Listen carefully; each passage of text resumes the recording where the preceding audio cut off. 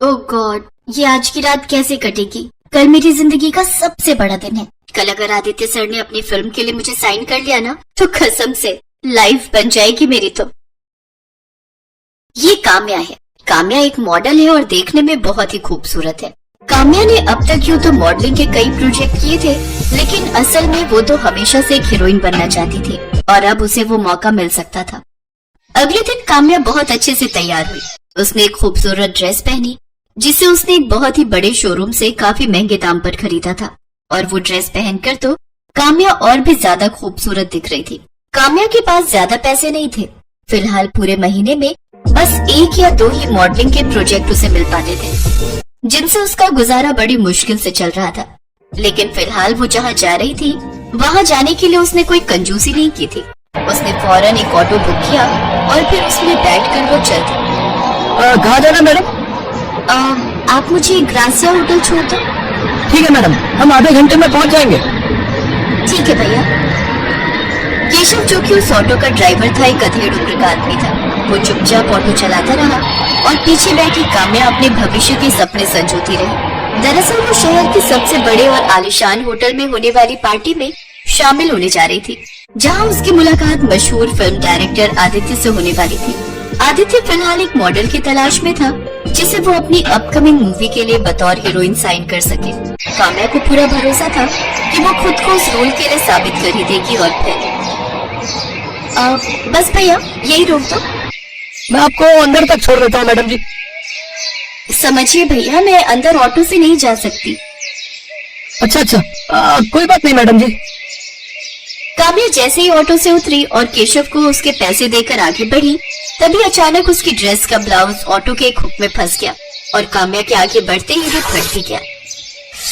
ओह no, shit shit shit shit shit, ये आज ही होना था क्या? और वो भी इसी ड्रेस के साथ। ओह गॉड, अब मैं क्या करूं?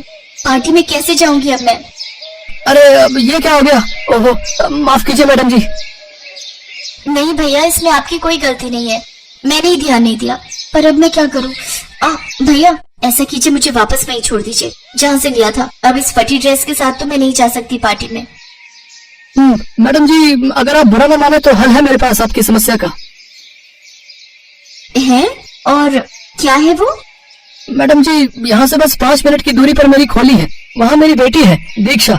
उसे सिलाई, कढ़ाई, मेकअप, मेहंदी लगाना, अरे मतलब कि लड़कियों के सजने संवरने के जितने काम होते हैं ना, उनमें बड़ा मन लगता है उसका। बहुत सफाई है उसके हाथ में। तो आप चलो मेरे साथ, वो जरूर आपका कपड़ा ठीक कर देगी। पर भैया, रफू की हुई ड्रेस कौन पहनता है, और वो भी इतनी बड़ी पार्टी में? आप भरोसा रखिए मैडम जी, मेरी दीक्षा जरूर कुछ जुगाड़ लगा लेगी। आप चलिए तो। और वैसे भी अगर आपको उसका काम पसंद ना आए तो मत जाइएगा पार्टी में। वैसे भी आप तो वापस ही जाने को कह रही थी ना। पार्टी शुरू होने में अभी 1 घंटा बाकी था। काम्या के पास नई ड्रेस लेने के पैसे नहीं थे, तो जब कोई और तरीका समझ में नहीं आया तो काम्या ने केशव की बात मान ली। केशव उसे अपनी छोटी सी खोली में लेकर गया, जहाँ पहुंचकर उसने अपनी बेटी दीक्षा को पूरी बात बताई और फिर खुद बाहर चला गया। अब देखो ना, क्या वाकई इसका कुछ हो सकता है क्या? देखो, मैं नहीं चाहती कि किसी को पता चले कि ये असल में ये ड्रेस फट गई थी। आप बिल्कुल चिंता मत करिए दीदी, फिलहाल ये लीजिए मेरे कपड़े हैं, आप इन्हें पहन लो और मुझे ये ड्रेस दे दो। तब तक मैं सोचती हूँ कि करना क्या है। दीक्षा ने काम्या की ड्रेस ली और फिर उसके फटे हुए हिस्से को पूरा काट कर उस पर सिलाई लगा दी, और फिर उसने वो ड्रेस काम्या को पहनने को कहा। अरे पर मैं इसे पहनकर कैसे बाहर जा सकती हूँ? और तुमने ये क्या किया? तुमने तो उसे पूरा ही काट दिया। देखो, मैं मॉडर्न कपड़े पहनती हूँ पर इतने भी नहीं। ओहो दीदी, आप परेशान क्यों हो रही हो? आप इसे पहनकर तो आओ, बाकी आगे क्या करना है मैं बताती हूँ। और आप भरोसा रखिए, मैं आपको इस आधी ड्रेस में नहीं भेजूंगी। काम्या के पास फिलहाल दीक्षा की बात मानने के सिवाय और कोई चारा नहीं था। उसने वही ड्रेस पहनी जो फिलहाल पूरी बैकलेस थी और फ्रंट साइड से भी काफी डीप नेक थी। लेकिन फिर ठीक है दीदी, अब आप यहाँ आकर बैठ जाइए और मुझे बस 10 मिनट दीजिए। इतना कहकर दीक्षा ने अपने हाथ में मेहंदी का एक कोन उठा लिया, जिसे देखकर काम्या को कुछ समझ नहीं आ रहा था। लेकिन फिर भी वो दीक्षा की बात मानकर वहीं बैठ गई और फिर दीक्षा ने शुरू की अपनी कलाकारी। उसने कुछ ही मिनटों के अंदर काम्या की पूरी बैक और फ्रंट साइड में भी मेहंदी से खूबसूरत डिजाइन बना दिया, जो वाकई देखने में बहुत खूबसूरत लग रहा था और काम्या भी काफी कंफर्टेबल महसूस कर रही थी। क्या बात है, तुम तो सच में जादूगर हो दीक्षा। कमाल कर दिया तुमने तो। ये तो बहुत अच्छा लग रहा है। अच्छा, तो मैं इस काम के कितने पैसे दे दूं? नहीं नहीं दीदी, मुझे पैसे नहीं चाहिए। मैं आपकी मदद कर पाई, मुझे इस बात की खुशी है। कोई बात नहीं दीदी, अब आप जल्दी करो, मैं पापा को बुलाती हूँ। आपको सही समय पर पार्टी में भी तो पहुँचना है ना। इतना कहकर दीक्षा केशव को बुलाने बाहर चली गई। तभी काम्या ने देखा कि दीक्षा ने अपना खाना आधे में ही छोड़कर उसकी मदद की थी, क्योंकि उसकी थाली वहीं मेज के एक कोने पर रखी थी, जिसमें सूखी रोटी के साथ बस एक प्याज का टुकड़ा था। ये देखकर काम्या को बहुत बुरा लगा। कुछ देर बाद केशव ने काम्या को ऑटो में बिठाया और फिर होटल की तरफ चल पड़ा, और इस तरह काम्या बिल्कुल ठीक समय पर पार्टी में पहुंच गई। Hello Aditya sir. Oh, hello, sweetie. How are you? All good sir. Oh my God, what a lovely dress. और ये डिजाइन, वाओ। जरा पीछे घूमो। You are looking awesome. वैसे डिजाइनर कौन सा है? वो मेरे पर्सनल डिजाइनर है सर। इसके बाद आदित्य और काम्या में काफी देर तक बातें हुई। आदित्य काम्या और उसके ड्रेसिंग सेंस से काफी इम्प्रेस था, और आखिरकार काम्या को वो प्रोजेक्ट मिल ही गया। काम्या अब बहुत ज्यादा खुश थी। और फिर दीक्षा, कहाँ हो? जल्दी से यहाँ आओ। अरे जल्दी आओ ना। अरे दीदी आप, कैसी रही आपकी पार्टी? बहुत ही शानदार। वहाँ हर कोई बस मुझे ही देख रहा था, और तुम्हें पता है मुझे वो मूवी भी मिल गई, वो भी लीड रोल में।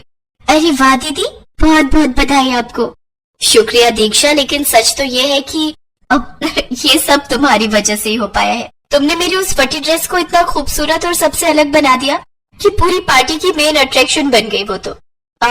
लेकिन अब तुम मेरी बात ध्यान से सुनो।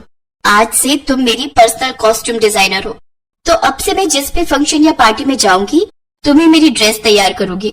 और सुनो, मुझे हर जगह मेहंदी वाला ब्लाउज पहनकर जाना है, लेकिन तुम्हें हर बार अलग अलग तरह की और अलग डिजाइन की मेहंदी लगानी होगी। बोलो, कर लोगी ना? हाँ हाँ दीदी, क्यों नहीं। मुझे तो मेहंदी लगाने का कितना शौक है, आपको तो पता ही है। और ये भी जानती हूँ कि कितनी सुंदर मेहंदी लगाती हो तुम। अब बस तुम्हें अपने उसी हुनर को कैश करना है, और मैं तुम्हें प्रमोट करूंगी। प्रमोट मतलब मैं कुछ समझी नहीं दीदी। अरे तुम ज्यादा मत सोचो, बस जैसा मैंने कहा है वैसा करती जाओ। दीक्षा ने ऐसा ही किया। अब काम्या जहाँ भी जाती, दीक्षा से ही मेहंदी वाला ब्लाउज और बाकी की ड्रेस डिजाइन करवा कर जाती, और धीरे धीरे ये उसका स्टाइल सिंबल बन गया, जिसने उसे तो फेमस किया ही, साथ ही साथ दीक्षा के लिए भी कामयाबी के रास्ते खोल दिए। ये लो दीक्षा, ये तुम्हारी पहली कमाई है। नहीं दीदी, मैंने आपको बड़ी बहन माना है, तो मैं आपसे पैसे कैसे ले सकती हूँ? ये पैसे मैं तुम्हें नहीं दे रही मेरी बहन, बल्कि ये उस प्रोजेक्ट का साइनिंग अमाउंट है जो तुम्हें मिला है। मतलब दीदी, अब तुम एक मामूली लड़की नहीं हो, एक मशहूर कॉस्ट्यूम डिजाइनर हो, जिसके बनाए मेहंदी वाले ब्लाउज हर कोई पहनना चाहता है, समझी? मुझे देखकर कई लोगों ने तुम्हें हायर करने की बात कही है, और उन्हीं में से एक ने ये पैसे एडवांस बुकिंग के तौर पर दिए हैं। वो पैसे काफी ज्यादा थे, इतने जितने की दीक्षा ने कभी अपने सपने में भी नहीं सोचे थे। उसकी आंखों में खुशी के आंसू थे, और वो भी अब अपने हुनर से अपनी किस्मत चमकाने के लिए पूरी तरह से तैयार थी। किस्मत का पहिया घूम चुका था। काम्या एक बड़ी और सक्सेसफुल हीरोइन बन गई थी, और दीक्षा एक मशहूर कॉस्ट्यूम डिजाइनर। फिर एक दिन, आप हमारी जिंदगी में साक्षात माँ लक्ष्मी बनकर आई हो। नहीं अंकल।